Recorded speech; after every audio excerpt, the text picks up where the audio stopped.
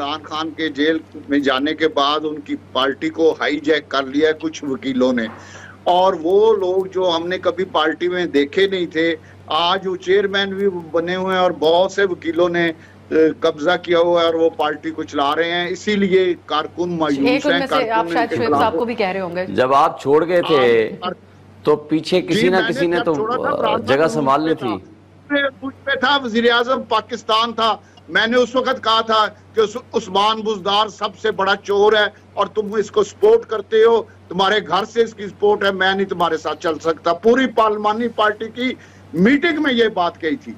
मैंने इस तरह नहीं छोड़ा था कि वो उस वक्त बड़े रूज पे था, उस वक्त उसको छोड़ा है, इसलिए मुझे छोड़ने का तोना ना दे। लेकिन मैं ये बात बिल्कुल कह रहा हूँ कि पार्टी इस वक्त हाईजैक हो रही है। जो इमरान खान चाहता है वो पार्टी में नहीं किया जा रहा, और पार्टी में जो लोग हैं, जब आप पार्टी में नहीं है, आप हमारी पार्टी के ऊपर कैसे सवाल किया इसलिए तबसरा करें। राजा रियाज साहब, मैंने बात में नहीं बोला, आपके ख्याल में सर इस तरह फिर मैं भी बहुत कुछ कह सकता हूँ। आपने नहीं, राजा रियाज साहब मुझे इजाजत दीजिएगा, मैं आपसे ही पूछ रही हूँ सर। राजा रियाज साहब, मजीद अगर खान साहब को अंदर रखते हैं तो फिर आपकी नजर में उसका फायदा होगा या नुकसान होगा बाकी पार्टियों को, खासकर हुकूमत में मौजूद जो सियासी जमातें हैं या फिर जो दीगर स्टेक होल्डर्स हैं यानी एस्टेब्लिशमेंट?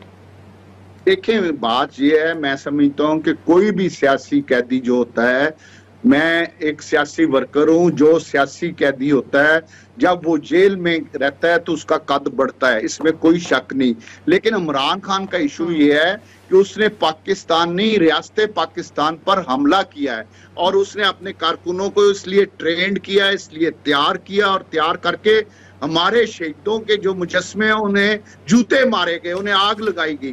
कौन, आप बताएं कि किस मुल्क में इसकी इजाजत दी जा सकती?